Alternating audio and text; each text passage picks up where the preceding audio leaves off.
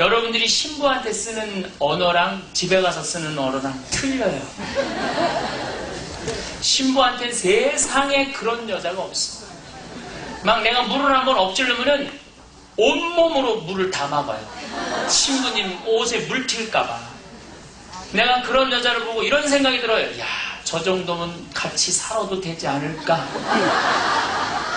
근데 만약에 자기 아들이 물을 흘렸다, 딸이 물을 흘렸다, 이런 주책바가지 같은, 너 맨날 그래서 시집이나 가겠느냐고. 신부는 물을 흘리면 신부한테 물이 튈까? 온몸으로 이를 어째 그러면서 막으면서 어떻게? 집에 가갖고 깡패 중에 그런 깡패가 없단 말이야. 근데 신부는 어떤 생각을 하느냐면 그럴 때 내가 잘나서 나한테 저렇게 정성껏 한다라고 착각한다는 얘기예요. 사실 그렇게 하는 이유는 나 때문에 하는 게 아니라 내 뒤에 계신 누구 때문에 신부를 존경하는 거죠? 예수님 때문에. 근데 그 예수님을 까먹는 경우가 너무 많아요. 여러분들은 그런 유혹에 빠지세요? 안 빠지세요? 안 빠져요? 어느 날은 있는 것 같고 어느 날은 없는 것 같고 그렇지 않아요? 어떨 땐 막 하느님이 온몸으로 느껴지다가도 어느 날은 이거 진짜 없는 거 아니야? 이런 유혹에 누구나 빠집니다. 누구나 빠져요. 누구나. 그런데요, 하느님은 영원한 세상은 반드시 있어요. 반드시. 제가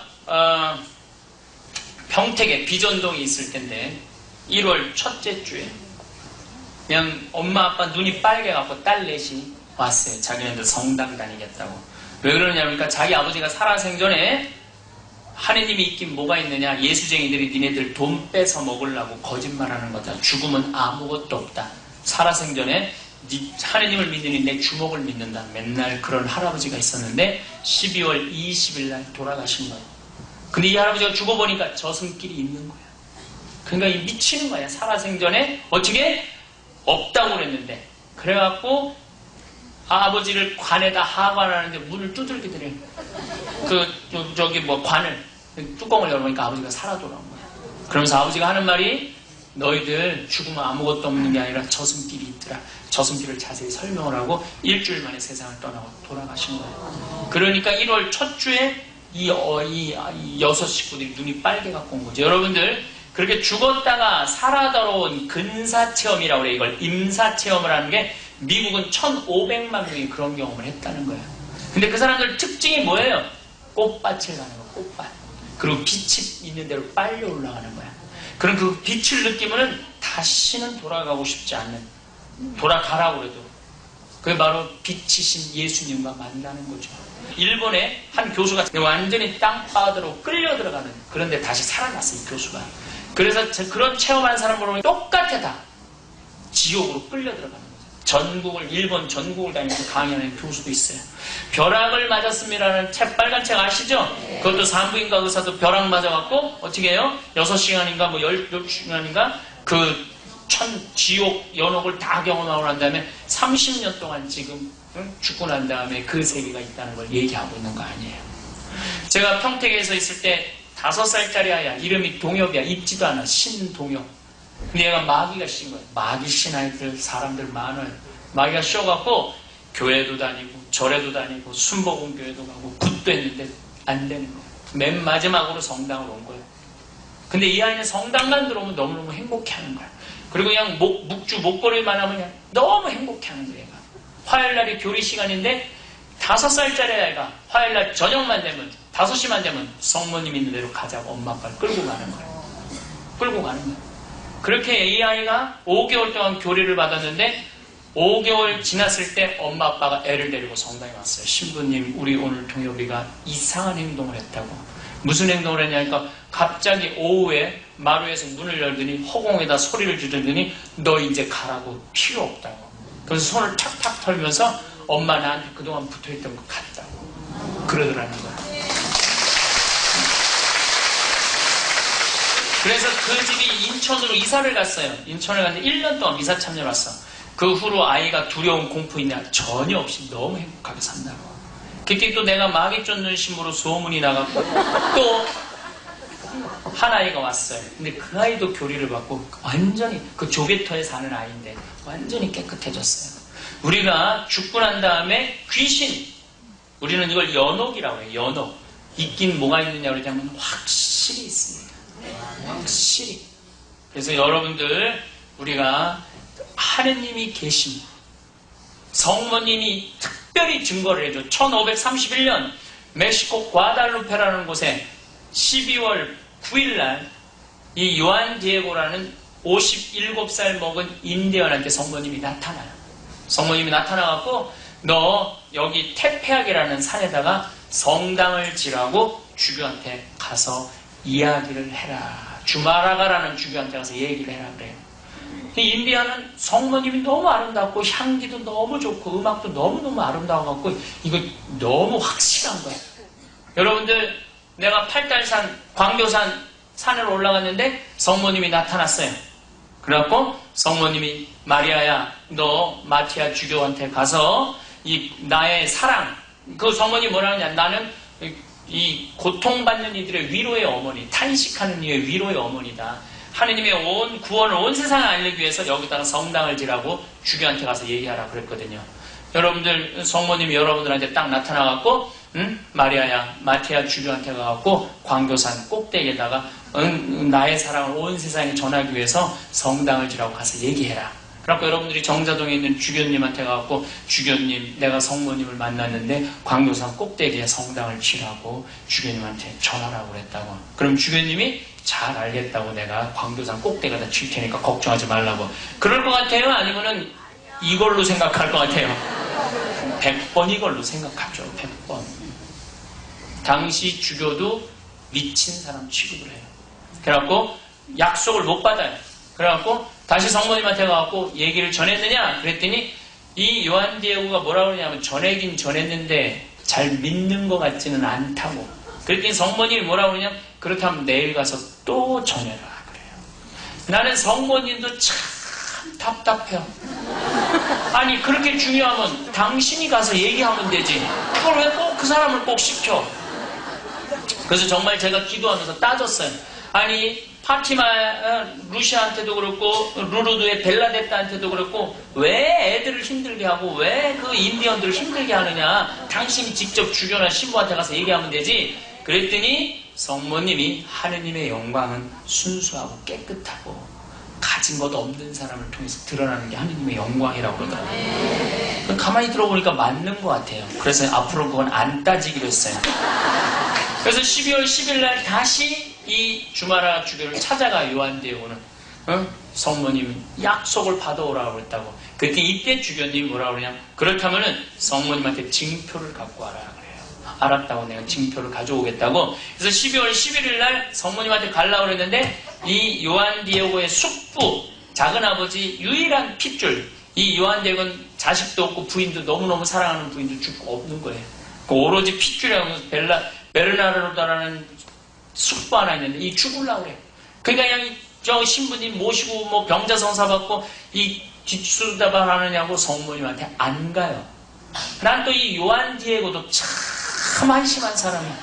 아니 자기가 성모님 봤으면 성모님한테 가서 고쳐달라고 하면 될 거 아니야.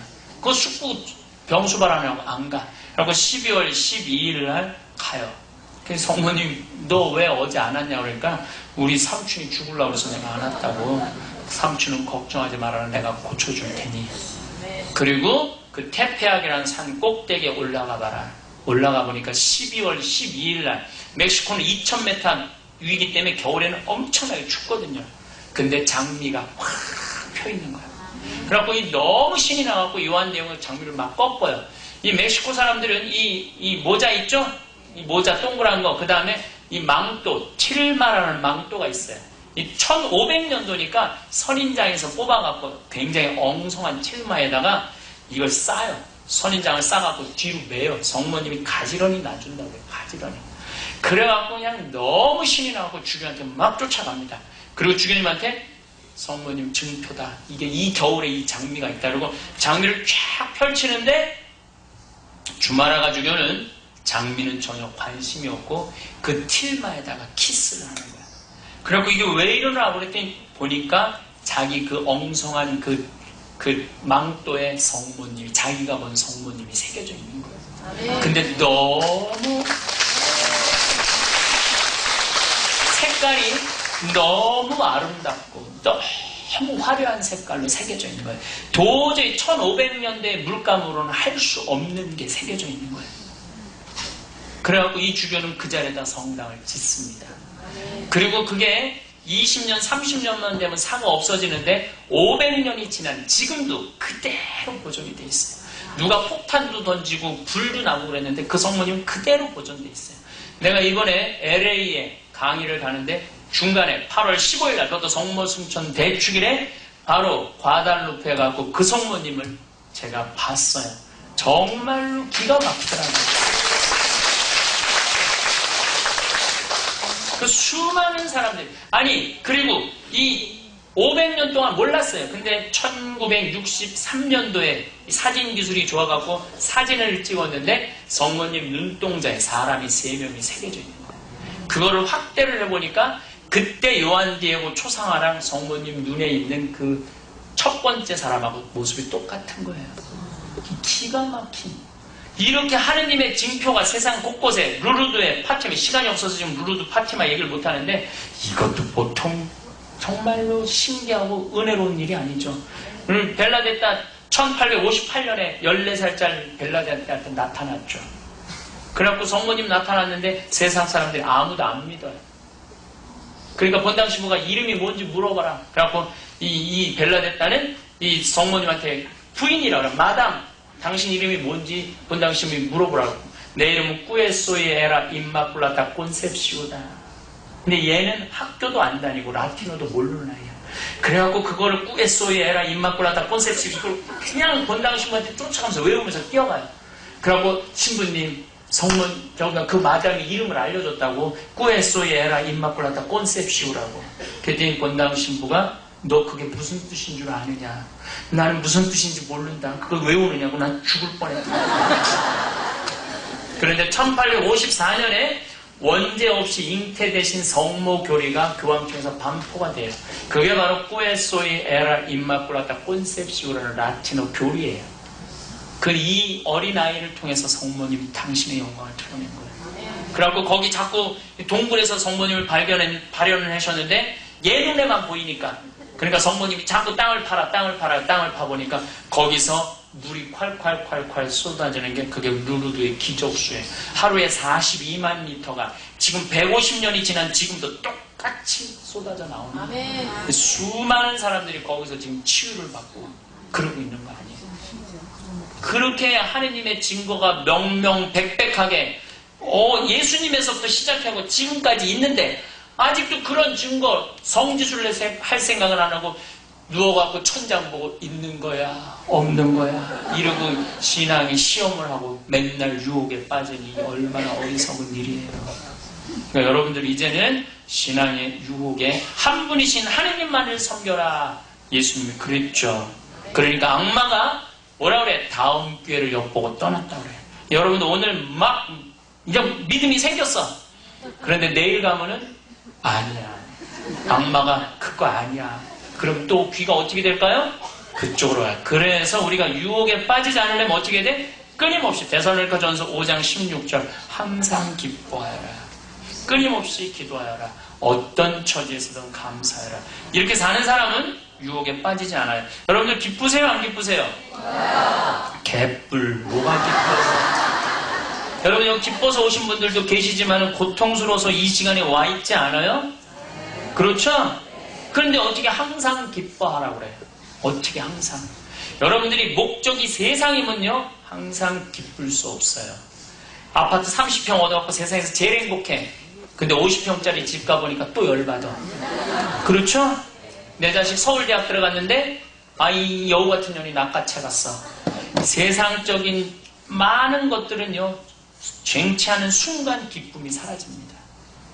그리고 우리가 항상 기쁘려면 어떻게 해야 돼? 하늘나라 내가 구원의 기쁜 소식, 천국으로 초대받았다는 확신 있는 사람은 이 세상적인 것이 날 좀 실망스럽게 하더라도 항상 기쁠 수 있어요. 지난 5월달에 우리 생태마을에 시각장애인들 100명이 왔어요. 근데 내 강의를 너무 재밌게 듣더라고요. 그래서 내가 그랬어요. 당신들 뭐 이렇게 몸에 장애도 있는데 뭐 이렇게 즐거우냐고 그랬더니 그분들 하는 말이 신부님, 우린 눈에 뵈는 게 없어서 우린 기쁘대는 거야. 눈에 뵈는 게 없어서. 참. 그리고 그분들이 우리 생태마을 앞마당에 강이 내려다봐요. 정말 기가 막히게 아름다워요. 근데 4명이, 눈이 다 빠진 4명이 서서 뭐라고 그러는지 아세요? 야, 베드로야, 내가 다니다가 이렇게 경치 좋은 데는 처음이다. 무슨 소린가 했더니 강물 소리, 그 다음에 바람에 이 흩날리는 느티 나뭇잎 소리, 그 다음에 새 소리, 그 다음에 그때 꽃이 만발했는데 꽃 향기, 맑은 공기, 그거 가지고도 이렇게 경치 좋은 데는 처음이라고. 근데 내가 두 눈을 다 뜨고 밤하늘의 별, 아름다운 꽃, 아름다운 사람을 보면서도 내가 기쁘지 않다. 이 사람 병 심각하게 든 사람 아니에요? 영적인 병이 심각하게 든 거죠. 여기 여러분들 눈 하나 지금 이거 하나에 얼마냐면 1억이야. 1억 갈아 끼려면 2개면 2억이야. 2억. 지금 지금 쳐다보고 있는 분들 여기 2억 깔고 지금 다 쳐다보고 있는 거예요. 지금 여러분들이 가진 게 아무것도 없다고요? 너무 많이 가지고 계신 거예요.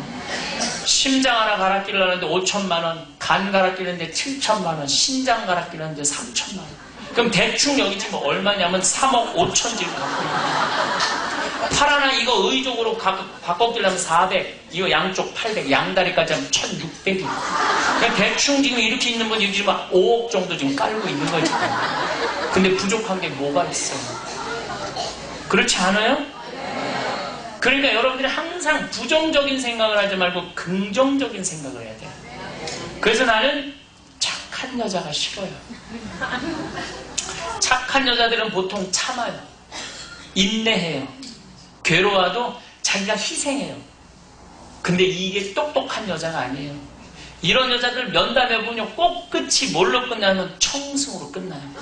꼭 청승을 떨어요. 눈물을 찔찔 짜면서 내 팔자가 왜 이러느냐고.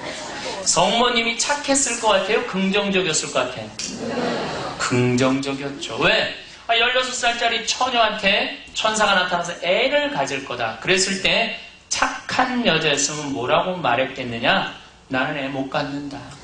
나는 요셉하고 이미 약혼해냈기 때문에 깨끗한 몸으로 시집갈 거다.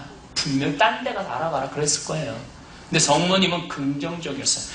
당신을 통해서 인류의 구세주가 탄생한다니까 어디 한번 해보자. 이 몸은 주님의 종이오니 그대로 저에게 이루어주소서. 얼마나 긍정적이에요. 우리가 참 긍정적인 마음이 중요해요. 여러분들이 이 파르테라는 사람이요, 개미를 가만히 관찰을 했는데 개미가 다 부지런한 줄 알았더니 개미가 입에다가 뭐 물고 왔다 갔다 하는 개미는 100마리 중에 20마리밖에 안 된대요. 나머지 80마리는 그냥 왔다 갔다 하는 거예요. 그냥 아무것도 안 하고 그냥 왔다 갔다 한대요.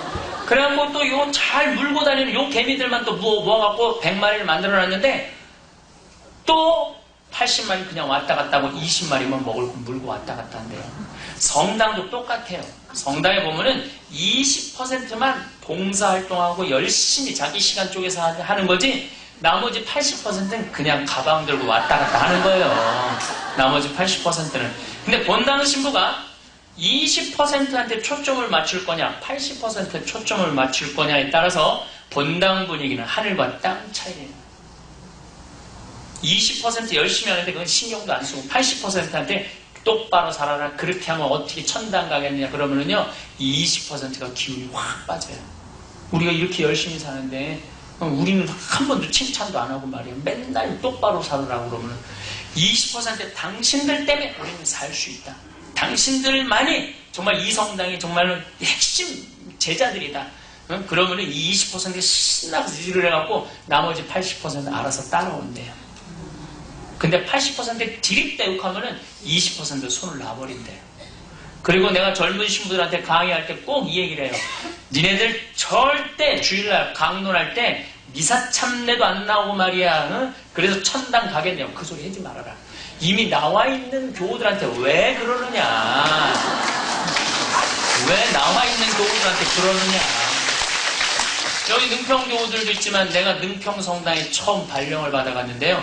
분당 요한성당에서 500명, 경기도 광주에서 100명, 죽전에서 150명, 그래갖고 750명을 받았어요. 그리고 딱 분당 요한성당에서 분가를 받았는데 분가금을 3천만 원을 받았어요. 거기 400억을 짓는 데는 난 3천만 원 돈을 받았어요. 그런데 딱 갔더니 또 죽전에 150명은 안 온다는 거예요.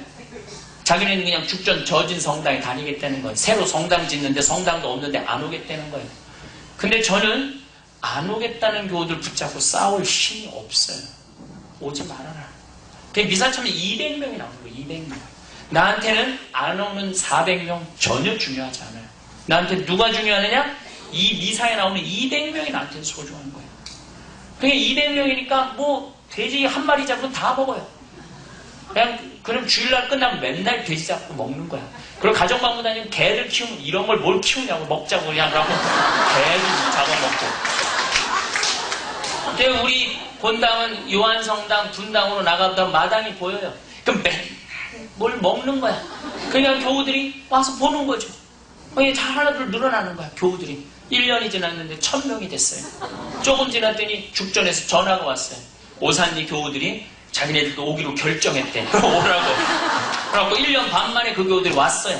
점점 교우들이 늘어나는 거예요. 그래갖고 2년, 3년째 됐는데 교우가 2000명으로 늘어났어요. 그랬더니 교우들이 성당을 짓재는 거예요. 나는 안 짓는다. 나 그냥 이대로 그냥 우리 살자. 먹고 살기도 힘든데 무슨 성당이냐. 성당은. 성당 바닥은 이거보다 훨씬 나아요. 여기가 훨씬 나아요. 거기는 흙이었어. 흙. 원추리가 폈어요. 성당 바닥에서 원추리가 폈어요. 원추리가. 네. 그래 그냥 이거 훨씬 나아요. 우리는 그냥 천막으로 덮었어요. 비가 오면 그냥 빗소리 때문에 아무것도 막 강론도 안 들렸어요. 그래도 나한테는 제일 소중한 게 누구야? 미사 참여는 교우들이 제일 소중한 거예요. 그래갖고 교우들이 진짜 해갖고 3년 9월에 시작하고 4년 부활절에 9개월, 7개월 만에 성당 짓고 들어갔어요. 교목은 평균이 수험교에서 1등이에요. 한 집이 7만 원이에요. 7만 원. 근데 우리 교우들은 그것도 몰라. 그냥 뭐 본당심이 맨날 돼지 잡고 개 잡고 그러니까 너무 좋으니까 그냥 얼떨결에 그냥 이게 뭔지도 모르고 막 내다 보니까 정신 차려보니까 성당이 젖은 거지.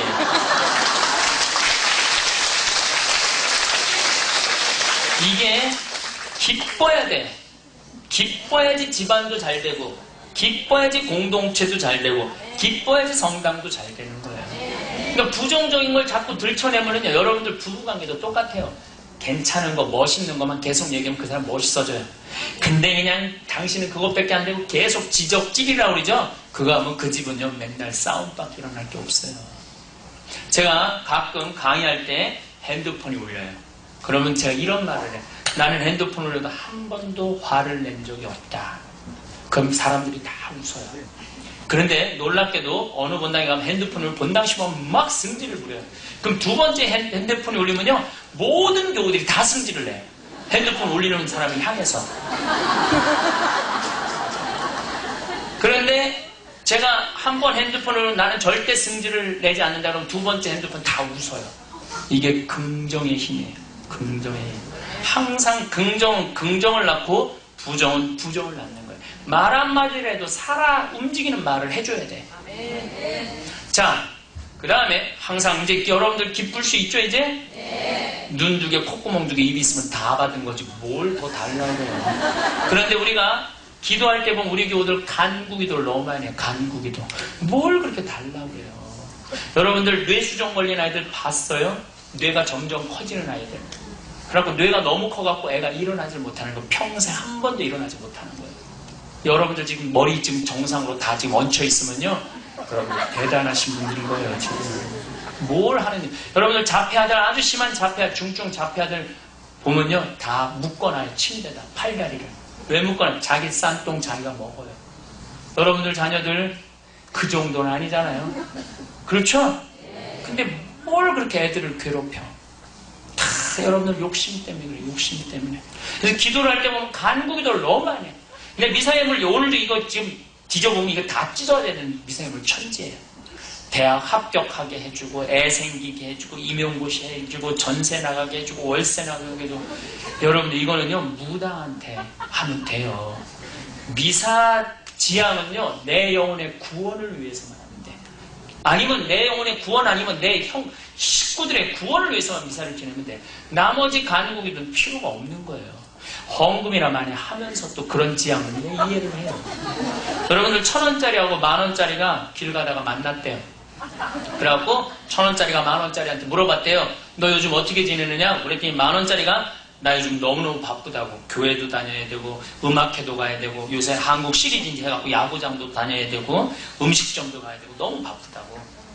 그러니까 또 10,000원짜리가 또 안부를 물어보니까 1,000원짜리한테 또 안부를 또 물어. 그럼 너는 어떻게 지내느냐? 그러니까 1,000원짜리가 하는 말이 나는 사는 게 하나도 재미가 없어. 그냥 그저 그냥 매일 그날이 그날 같아. 왜 매일이 그날 같은데? 그랬더니 이 1,000원짜리 하는 말이 나는 성당 다니고 성당 다니고 또 성당 다니고 성당만 다녀 나는.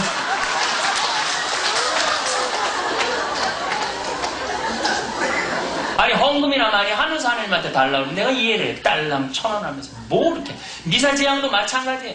미사제양 10,000원 넣고 10명 쓰는 사람들 많아요. 그 한 사람에 1,000원 아니야. 한 사람에 1,000원.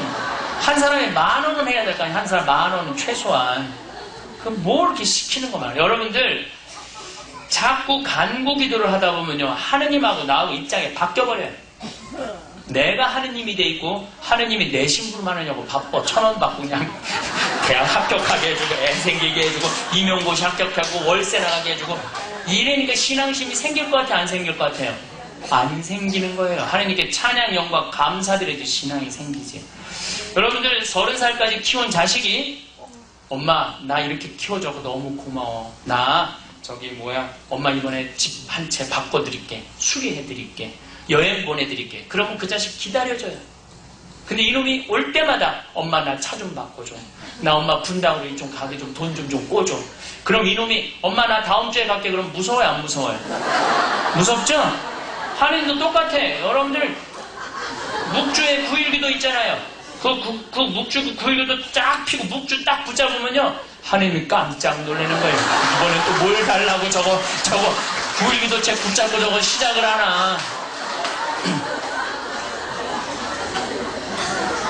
간구기도 너무 많이 하지 마세요. 예수님 뭐라 너희들 기도할 때 너무 많은 말을 하지 말아라. 그저 하늘에 계신 우리 아버지 이름이 거룩히 빛나시며 아버지의 나라가 오시며 아버지의 뜻이 하늘에서 같이 땅에서도 이루어지소서. 하느님의 뜻을 이 세상에서 이루어지게 하는 게 기본이에요. 근데 우리 기도로 가만히 보면 내 뜻을 누가 이루어줘야 돼? 하느님이 이루어줘야 돼. 그러니까 누가 하느님이야? 내가 하느님이야. 하느님이 종이 돼 있고. 그 신앙이 온전한 신앙이 될 것 같아요? 잘못된 신앙이에요. 제가 2009년에 뉴저지에 강의를 갔어요. 근데 저는 신부될 때 하느님한테 무슨 기도를 했냐면 강론 잘하게 해달라고. 재단에 엎드려서 그 기도했어요. 왜냐면 저는 어렸을 때부터 하여튼 선생님이 제일 먼저 발표 시작하는 건 저였어요. 책 읽으라고 하는 건 항상 저 목소리 좋으니까. 영어도 제일 먼저 읽으라고 그러고 발표도 제일 먼저 하라고 그러고. 그러니까 말을 잘하는 거지 말을. 그러니까 나한테 받은 달란트는 그거니까 하나님 강론 잘하게 해주세요. 기도했어요. 그리고 글 잘 쓰게 해달라고. 글 잘 쓰잖아요. 그래갖고 책도 뭐 얼마나 많이 팔리는지 몰라요 요즘. 그러니까 하나님이 2가지 손을 들어주셨어요. 그럼 됐지. 나는 치유의 은사를 간구하지 않았어요. 난 사실 치유의 은사가 없어요. 근데 할머니들이 그냥 신부님 골이 아파요, 무릎이 아파요, 허리가 아파요, 안수기도 좀 해주세요. 나는 은사가 없는데 안수기도 해달라면 참 어떻게 난감하잖아요. 그래도 난 착하니까 해줘요. 머리에 손을 얹고 뭐라고 기도하느냐면은 하느님 이 할머니 골이 아프답니까? 근데 눌러줘요. 근데 오홍진 신부님은 손에서 뭐가 나오는 것 같아요. 이쪽 백명수를 내가 쓰러지고 이쪽 쓰러져요. 2층 있으면 2층도 다 쓰러져요. 근데 나는 20년 동안 그렇게 안수기도를 했는데 쓰러진 사람이 한 명도 없어. 한 명도 없어. 진짜로. 그리고 내가 느껴요. 내 손에서 아무것도 안 나오는 게 느껴져요. 이렇게 누르고 있어요. 아무것도 안 나오는데 누르고 있는 나도 한심하고 아무것도 안 나오는데 머리 디미는 교우들도 불쌍하고. 그래서 내가 안수기도를 안 하는 거예요. 어쨌든 2009년에 내가 뉴저지 성령대에 갔어요. 첫날 강의를 했는데 난리가 났어요. 800명이 왔는데 난리가 났어요. 한국에서 신부 하나가 왔는데 이거 보통 이게 그냥 거룩한 강의가 아니다. 진짜 우리가 필요한 강의다. 둘째 날 1,400명이 됐어요. 20년 이 북동부 성령대회상 처음이었대. 늘어난 것. 그래갖고 그냥 막 난리가 났는데 나는 점점 불안한 거예요. 성령기도의 하이라이트는 치유의 안수 예절이거든. 이거 뽀록나게 생긴 거, 뽀록나게. 아, 근데 그때 마침 누가 같이 가느냐? 박효철, 베네딕토 신부님이 같이 갔어. 그래서 내가 그랬어. 나 손에서는 아무것도 안 나오는데 이 베네딕토 신부님 손에서 나온다. 그러니까 저분한테 안수 받아라. 그래갖고 그냥 그때 안수기도 했는데 200명이 나왔어요. 정말로. 1400명 중에. 그땐 특별한 성령 대회였어요. 그래갖고 박 신부님 덕분에 겨우 넘겼어요, 제가. 2009년을. 근데 전화가 또 왔어요. 2010년에 또 와달라고. 자기네들도 20년 역사상 똑같은 신부를 2년 연속 부른 적은 한 번도 없대요. 그래서 내가 신경질을 부렸어요. 내 손에서는 아무것도 안 나온다는데 왜 자꾸 부르냐, 짜증나게. 그랬더니 그분들이 하는 얘기가 신부님 걱정하지 말라고. 신부님은 손에서 안 나오는 대신 입에서 나오니까 걱정하지 말라고.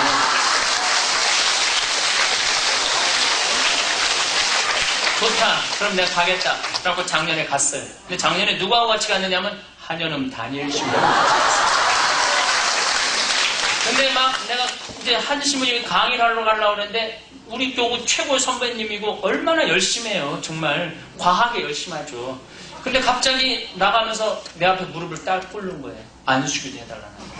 그래서 미치겠더라고. 내가 지금 평신도도 안수기도 안 해주는 판국에 내가 성령기도 대장한테 내가 안수기도 한다는 게 말이 돼요. 그래서 내가 그랬어요. 신부님 내 안수 필요 없다. 그냥 들어가셔서 하셔도 된다. 그랬더니 신부님이 하시는 말씀이 나는 황신부의 기적을 바라는 거 아니다. 사제의 축복을 바라는 거다. 그런데 앞에 딱 무릎을 꿇는 거예요. 어떻게? 네, 했죠. 그 딱 머리에 손을 얹었는데 깜짝 놀랐어요. 이게 내 손에서 안 나오다 보니까 신부님 머리에서 나오더라고요. 아니 딱 눌렀는데 딱 성령의 기운이 확 느껴지는 거예요. 정말로 제가 깜짝 놀랐어요. 이야, 이게 정말 성령으로 꽉 찬 신부님이 틀리는구나. 하지만 여러분들, 이게 하느님이 골 아프면 골 고쳐주고 무릎 아프면 무릎 고쳐주고 허리 아프면 허리 고쳐주는 분 아니에요. 하느님은 온 인류에 창조주고 구세주고 예수님이 십자가에 매달려갖고 목숨까지 다 내놨는데 뭘 그렇게 달라고 그래요. 우리가 할 수 있는 건 뭐예요? 경배기도, 찬양기도, 영광기도, 감사기도밖에 할 게 없는 거예요. 이게 꼭 욕심 많은 사람들이 간구기도 하는 거예요. 욕심 많은 사람. 욕심 많은 사람이 자기 욕심이 안 채워진다고 기쁘지 않고, 욕심 많은 사람이 간구기도 하는 거, 감사기도 안 드리고, 받은 건 999가지인데 못 받은 거 하나 달라고 디립다 묵히기도 해야 되고 말이에요. 그러시지 말라는 거예요. 여러분들 콧구멍 2개 있는 게 얼마나 감사한 건 줄 아세요? 콧구멍은요 4시간에 한 번씩 교대해요. 그러니까 여러분들 지금 냄새 맡는 거 한쪽으로만 맡는 거예요. 만약 양쪽으로 다 맡으면 죽어요. 김치찌개 냄새 양쪽으로 다 맡으면 죽어요. 한쪽은 쉬니까 그나마 사는 거예요. 얼마나 이 콧구멍 2개 있는 게 감사한 거. 손 2개, 발 2개, 발가락, 손가락 다 있는 거 얼마나 감사해요. 그래서 어떤 처지에서든 감사해요. 여러분 북한에서 안 태어나고 남한에서 태어난 거 감사해요, 안 감사해요? 감사해요. 북한은 굶어 죽어요. 얼마나 고통스럽게 사는지 몰라요. 이렇게 정말로 행복한 나라가 어디 있어요. 여러분들 정조대왕이 서울 경복궁에서 여기 윤건능 내려올 때 말 몇 마리 타고 내려왔느냐면 8마리 타고 내려왔어요. 8마리. 왕 끌고 다니는 말. 여러분들 지금 자가용 타고 오신 분들 150마력이야 보통. 그랜저급은 240마력. 그럼 그랜저 타고 온 분은 말 240마리 지금 끌고 온 거예요, 지금. 정조대왕보다 훨씬 나은 거예요, 지금. 얼마나 지금 대단하게 사는 거예요. 얼마나 지금 우리 행복하게 사는 거예요. 행복지수는 186개 국가 중에 102등이고, OECD 30개 국가 중에 25등이고, 먹고 살기는 지금 우리나라가 작년에 수출 세계 7위에 7위. 이렇게 경제적으로 풍요한데도 이게 말씀이 없어서 그래요. 감사하지 않아서. 여러분들 일본 후쿠시마에서 안 태어나고 대한민국에서 태어난 거 감사해요, 안 감사해요? 감사해요. 일본 후쿠시마는 400km가 흔들려서 400km가 서울서부터 부산까지가. 일본은 1년에 5,000번 지진이 일어나는 나라예요. 우리나라처럼 이렇게 산이 아름답고 지진이 없고, 태풍이라는 태풍은 일본에 다 쏟아져. 이번에도 로킹가 뭔가 그냥 완전히 술 붓고 지나갔잖아요. 우리나라는 1년에 10번 정도 일본은 태풍이 가요. 우린 1년에 한 번, 2년에 한 번 정도밖에 안 와요, 사실은. 그러니까 얼마나 자연재해가 없는 나라. 이렇게 행복한 나라에 살면서 국민들이 행복이 뭔지 모르는 거예요, 행복이. 특히 신앙인들이 행복이, 성당에 왜 다니는지 모르는 거예요, 성당에 왜 다니는지. 여러분들 지금 많은 걸 지금 누리고 계신 거예요. 그럼 감사해야 될 거 아니야, 감사해야 돼. 그래서 집에서는 누가 행복해야 돼? 엄마가 행복해, 엄마가. 엄마가 그냥 맨날 머리가 지끈지끈거려. 그래갖고 그냥 맨날 머리 하얀 거 부르고 누워있어. 그래갖고 애가, 엄마 나 학교 다녀왔어. 그래서 어쩌라고?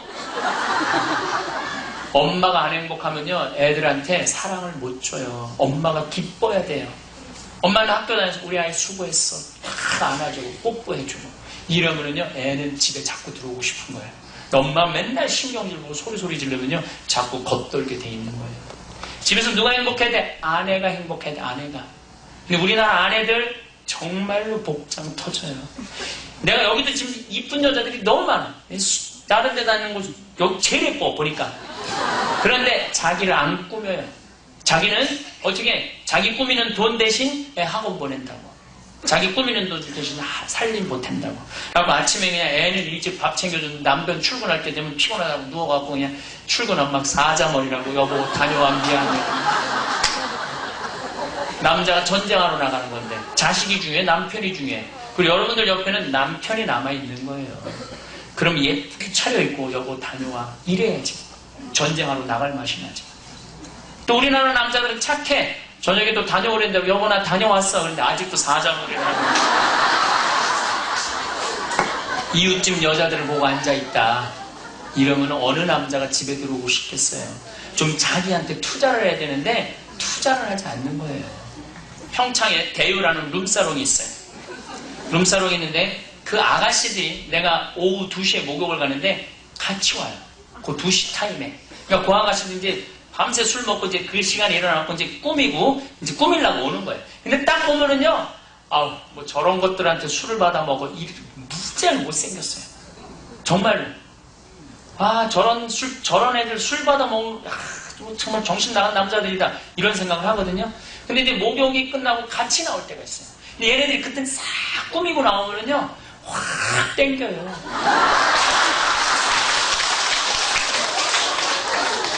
여기 계신 여러분들도 안 꾸며서 그렇지 꾸미면은요 남편이 좋아해요.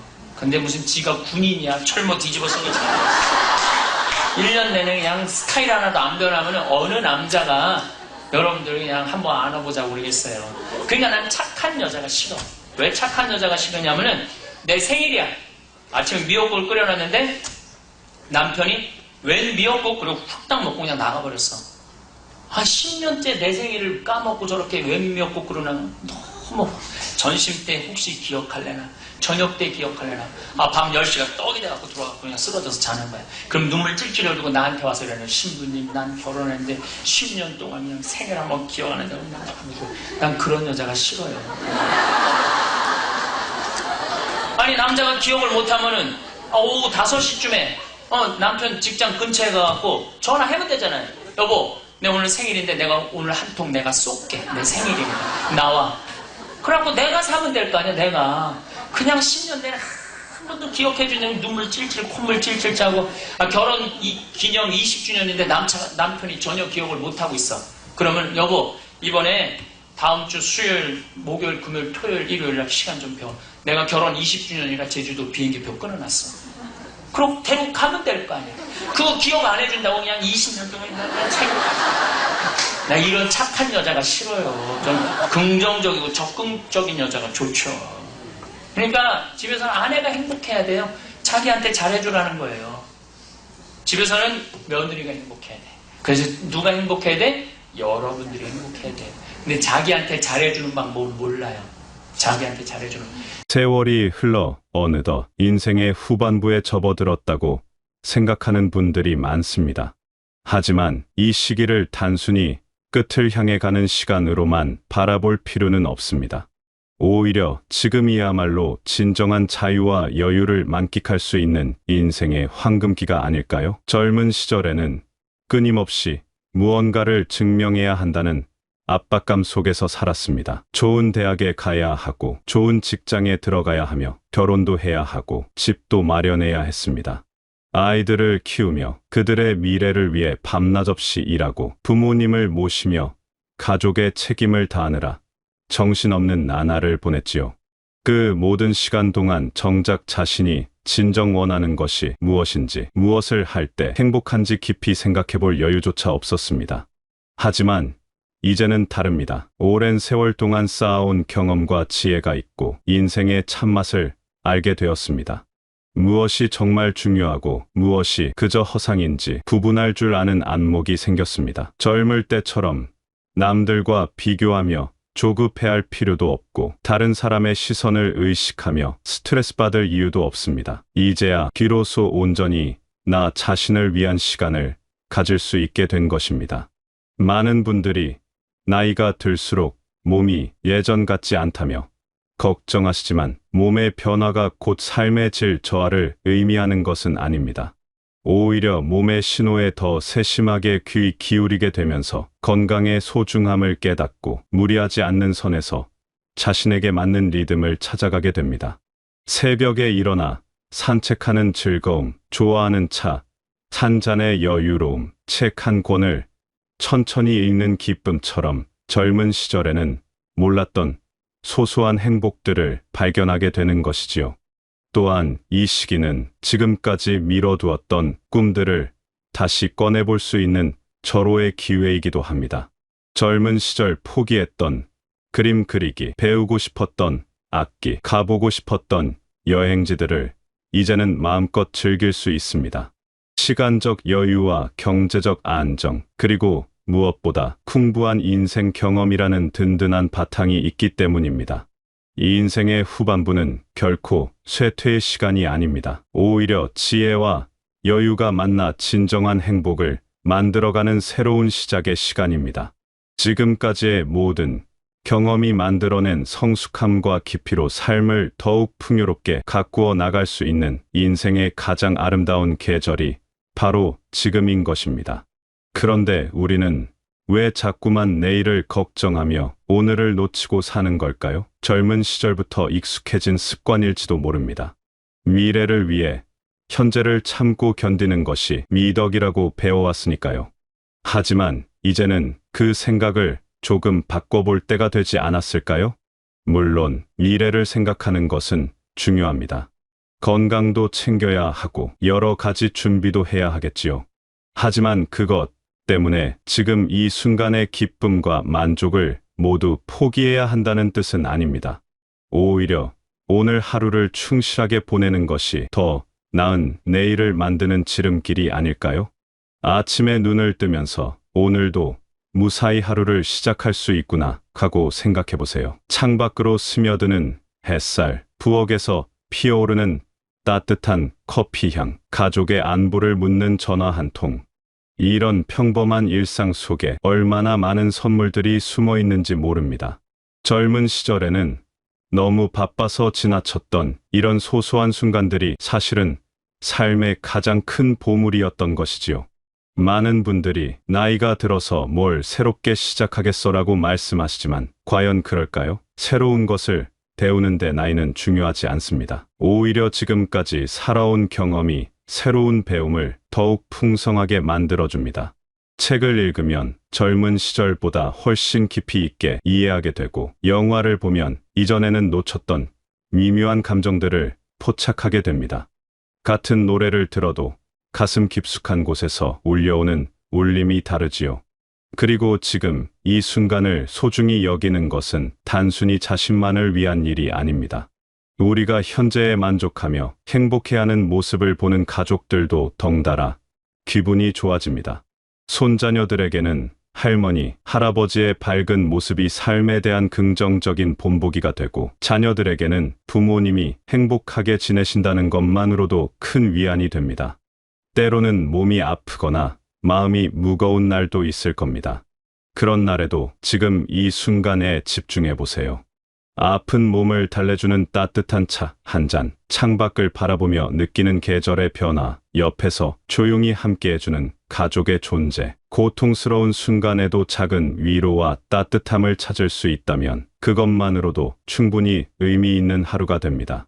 미래를 위한 준비는 중요하지만 그것이 현재의 행복을 빼앗아서는 안 됩니다.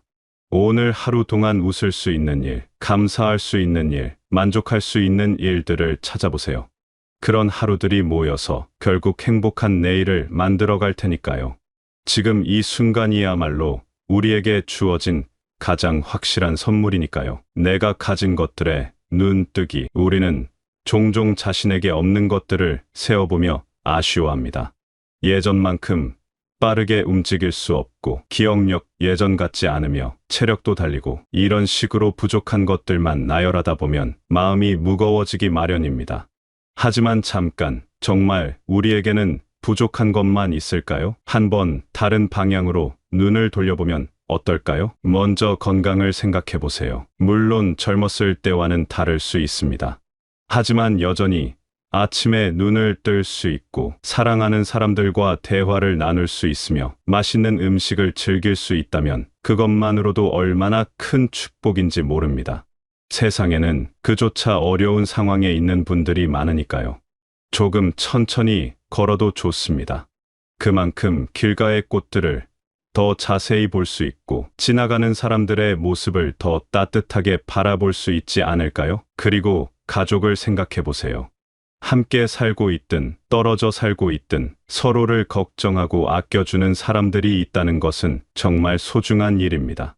자녀들이 안부를 묻는 전화 한 통, 손자녀가 그린 그림 한 장, 배우자와 함께 보내는 조용한 저녁 시간, 이런 일상의 순간들이 사실은 돈으로도 살 수 없는 진짜 보물들입니다. 혹시 가족관계가 어려운 상황이라면 그래도 서로의 안전을 바라는 마음만큼은 남아있을 거예요. 그 작은 마음의 끈조차도 감사할 일이지요. 추억들도 마찬가지입니다. 지금까지 살아오면서 쌓인 수많은 기억들, 그 속에는 얼마나 많은 이야기와 감동이 담겨 있을까요? 첫 직장에서의 설렘, 결혼식 날의 기쁨, 아이들이 태어났을 때의 감동, 힘들었지만 함께 극복해낸 시간들. 이 모든 것들이 바로 여러분만이 가지고 있는 독특하고 소중한 자산입니다. 젊은 사람들은 아직 이런 풍부한 인생의 이야기를 가지지 못했지요. 경험도 큰 재산입니다. 세상을 살아가는 방법을 아는 것, 사람들과 어울리는 지혜를 가진 것, 어려운 상황에서도 당황하지 않고 해결책을 찾을 줄 아는 것. 이런 것들은 책으로는 배울 수 없는 살아있는 지식입니다. 젊은 사람들이 궁금해하고 배우고 싶어하는 것들을 여러분은 이미 몸으로 체득하고 계시는 거예요. 또한 이제는 마음의 여유도 생겼습니다. 젊었을 때처럼 남들과 비교하며 조급해할 필요가 없고 무리해서 남에게 잘 보이려 애쓸 이유도 없습니다. 진정한 나 자신이 무엇을 원하는지, 무엇이 나를 행복하게 하는지 알게 되었으니까요. 이런 자기 이해는 어떤 돈이나 지위보다도 값진 것입니다. 심지어 작은 것들에서도 기쁨을 찾을 줄 아는 능력이 생겼습니다. 아침에 마시는 차 한 잔의 향, 창밖으로 보이는 하늘의 색깔, 길에서 만난 이웃의 인사. 예전에는 너무 바빠서 지나쳤던 이런 소소한 순간들에서 깊은 만족을 느낄 수 있게 된 것이지요. 이것은 나이가 주는 특별한 선물 중 하나입니다. 물론 때로는 외로움을 느낄 수도 있고 몸이 말을 안 들을 때도 있을 겁니다. 그럴 때일수록 내가 가진 것들을 하나씩 떠올려 보세요. 따뜻한 집 한 채, 매일 먹을 수 있는 밥 한 그릇, 밤에 푹 잠들 수 있는 침대 하나. 이런 기본적인 것들조차도 세상 모든 사람이 누릴 수 있는 것은 아니거든요. 그리고 지금도 여전히 배우고 성장할 수 있다는 사실도 큰 축복입니다. 새로운 취미를 시작할 수도 있고, 읽고 싶었던 책을 읽을 수도 있으며, 가보고 싶었던 곳을 여행할 수도 있습니다. 나이가 들었다고 해서 꿈을 포기할 필요는 없어요. 오히려 이제는 더 여유롭게, 더 깊이 있게 새로운 것들을 탐험할 수 있는 시간이 생긴 것입니다. 내가 가진 것들을 세어보는 것은 단순한 위안이 아닙니다. 그것은 삶을 바라보는 관점을 바꾸는 일이고 행복의 출발점을 찾는 일입니다. 부족한 것에 마음을 빼앗기지 말고 이미 가지고 있는 소중한 것들에 감사하며 살아가면 매일이 조금 더 밝고 따뜻해질 거예요. 많은 분들이 평생을 남을 위해 살아왔습니다. 부모님을 모시고 자녀들을 키우고 가족을 위해 희생하며 살아온 세월이 대부분이지요. 그런 삶이 잘못되었다는 것은 아닙니다. 사랑하는 사람들을 위한 마음은 아름다운 일이니까요. 하지만 이제는 조금 다른 질문을 해봐도 좋을 것 같습니다. 나는 나 자신을 얼마나 아끼고 돌보고 있을까? 자기 자신을 돌본다는 것이 이기적인 일처럼 느껴질 수도 있습니다.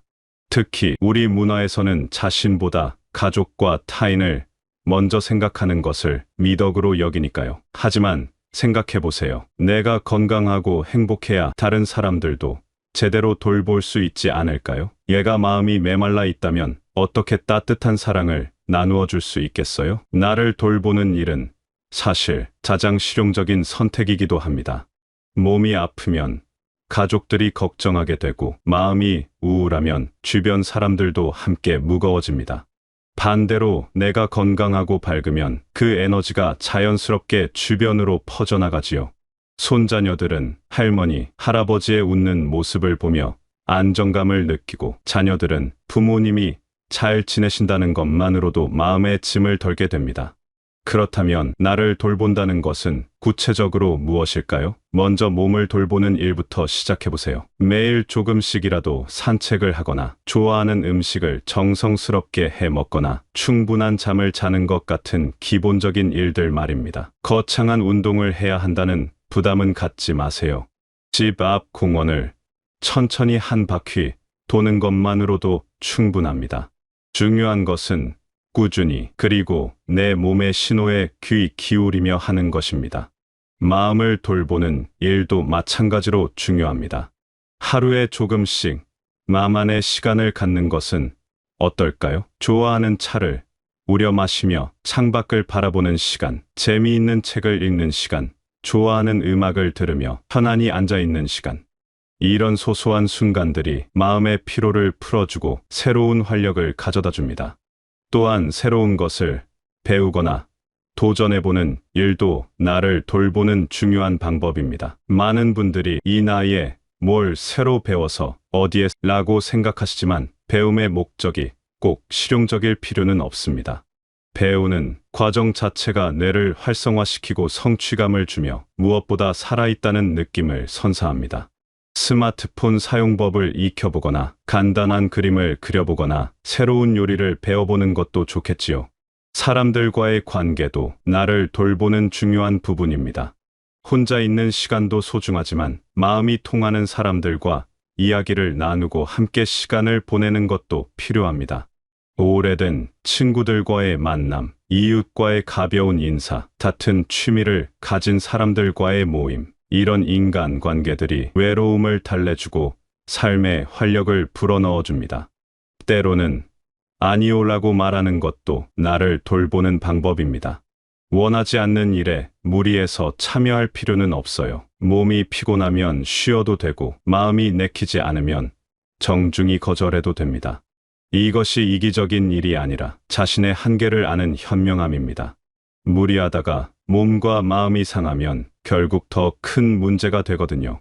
그리고 자신에게 관대해지는 것도 중요합니다. 완벽하지 않아도 괜찮고 실수해도 괜찮습니다. 젊었을 때처럼 모든 일을 완벽하게 해내려고 애쓸 필요는 없어요. 오늘은 이 정도면 충분해라고 스스로를 인정해주세요. 자신을 질책하고 다그치는 대신 격려하고 위로하는 마음을 가져보세요. 작은 기쁨들을 놓치지 않는 것도 나를 돌보는 일입니다. 맛있는 과일 하나, 예쁜 꽃 한 송이, 따뜻한 햇살 한 줌, 이런 일상의 소소한 선물들을 발견하고 즐기는 능력이야말로 진정한 자기 돌봄입니다. 거창한 행복을 찾으려 애쓰지 말고 바로 곁에 있는 작은 기쁨들을 소중히 여기세요. 나를 돌보는 일이 처음에는 어색할 수도 있습니다. 평생 남을 먼저 생각하며 살아왔으니까요. 하지만 조금씩 연습하다 보면 자연스러워질 거예요. 그리고 그 변화를 가장 먼저 느끼는 것은 바로 여러분 자신일 겁니다. 마음이 가벼워지고 웃음이 늘어나고 하루하루가 더 의미 있게 느껴질 거예요. 그런 변화는 결국 사랑하는 사람들에게도 긍정적인 영향을 미치게 될 것입니다. 마음이 편안하다는 것은 무엇일까요? 아마도 매일 아침 일어날 때 오늘도 좋은 하루가 될 것 같다는 생각이 드는 것, 잠자리에 들 때 오늘 하루도 나름대로 괜찮았다고 느끼는 것일 겁니다. 큰 기쁨이 없어도 상관없어요. 큰 걱정도 없고 마음을 짓누르는 무거운 생각들이 없다면 그것만으로도 충분히 편안한 삶입니다. 이런 마음의 평화는 저절로 생기는 것이 아닙니다. 오랜 세월 살아오면서 겪은 여러 경험들이 쌓여서 만들어지는 지혜의 결과물이지요. 젊었을 때는 작은 일에도 크게 화를 내고 남과 비교하며 속상해하고 미래를 걱정하느라 밤잠을 설쳤습니다. 하지만 이제는 다릅니다. 무엇이 정말 중요하고 무엇이 그저 일시적인 감정인지 구분할 줄 알게 되었으니까요. 감사하는 마음이야말로 편안한 삶의 가장 큰 비결입니다. 매일 아침 눈을 뜰 때 어제보다 나쁘지 않은 상태로 하루를 시작할 수 있다는 것부터 감사해보세요. 건강하게 숨을 쉬고 있고 따뜻한 집에서 잠들 수 있었으며 사랑하는 사람들이 안전하다는 것만으로도 충분히 감사할 일입니다. 하지만 감사한다고 해서 모든 것을 다 좋게만 받아들이라는 뜻은 아닙니다. 몸이 아플 때는 아프다고 느끼고 슬플 때는 슬퍼해도 됩니다. 다만 그런 감정들에 완전히 빠져버리지 않는 것이 중요해요. 지금은 힘들지만 이것도 지나갈 거야. 아프긴 하지만 그래도 치료받을 수 있는 환경이 있어서 다행이야. 하는 식으로 생각할 수 있다면 어려운 상황에서도 마음의 균형을 잃지 않을 수 있습니다. 다른 사람들과의 관계에서도 마음이 편해집니다. 젊었을 때는 모든 사람에게 좋은 인상을 주려고 애쓰고 다른 사람의 말 한마디에도 상처받곤 했습니다. 하지만 이제는 진짜 나를 이해하고 아껴주는 사람이 누구인지 알 수 있고 그렇지 않은 사람들의 말에는 크게 흔들리지 않게 되었지요. 모든 사람과 친하게 지낼 필요도 없고 모든 사람에게 인정받을 필요도 없다는 것을 깨달았으니까요. 용서하는 마음도 편안함을 가져다 줍니다. 살다 보면 나를 힘들게 했던 사람들, 상처를 준 일들이 있기 마련입니다.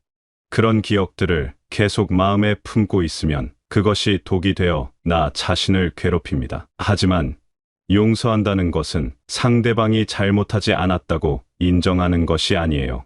다만 그 일로 인해 내가 더 이상 고통받지 않겠다고 결정하는 것입니다.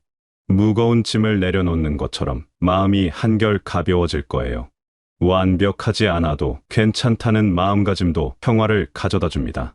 젊었을 때는 모든 것을 완벽하게 해내려고 애썼지만 이제는 이 정도면 충분해라고 생각할 수 있게 되었습니다. 집안이 조금 어수선해도 요리가 완벽하지 않아도 계획대로 일이 진행되지 않아도 크게 스트레스 받지 않아요. 완벽보다는 편안함을, 성과보다는 과정을 즐기는 여유가 생긴 것이지요. 자연과 함께하는 시간도 마음을 편안하게 해줍니다. 창밖으로 보이는 나무들의 변화, 계절이 바뀌는 모습, 새들의 지저김. 이런 자연의 리듬을 느끼며 살다 보면 마음도 자연스럽게 고요해집니다. 급하게 살 필요가 없다는 것을, 모든 것에는 때가 있다는 것을 자연이 가르쳐 주거든요. 독서나 음악 감상 같은 문화적 활동들도 마음의 평화에 도움이 됩니다. 좋은 책을 읽으면 다른 사람의 지혜를 배울 수 있고 아름다운 음악을 들으면 마음이 정화되는 느낌을 받습니다. 이런 것들은 나이가 들수록 더 깊이 있게 즐길 수 있어요. 젊을 때는 놓쳤던 섬세한 감정들을 이제는 오롯이 느낄 수 있으니까요. 무엇보다 중요한 것은 하루하루를 있는 그대로 받아들이는 마음입니다. 어떤 날은 기분이 좋고 어떤 날은 우울할 수도 있어요. 어떤 날은 활기차고 어떤 날은 피곤할 수도 있습니다. 그 모든 것이 삶의 자연스러운 모습이라고 받아들이면 마음이 훨씬 편해집니다.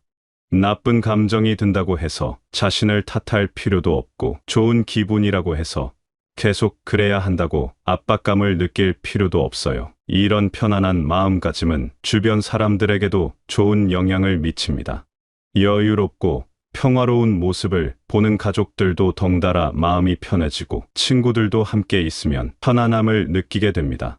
마음이 편안한 사람 주변에는 자연스럽게 좋은 기운이 모이게 마련이거든요.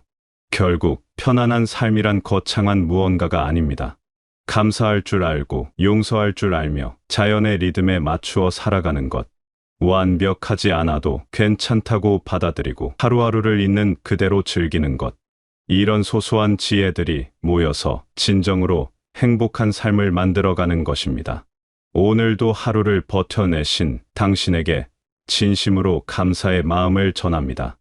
때로는 몸이 힘들어도 마음이 외로워도 여전히 아침에 일어나 하루를 시작하는 당신의 모습이 얼마나 대단한지 모릅니다. 당신이 지나온 세월은 단순히 흘러간 시간이 아닙니다. 그 속에는 무수한 사랑과 희생, 인내와 지혜가 담겨 있어요.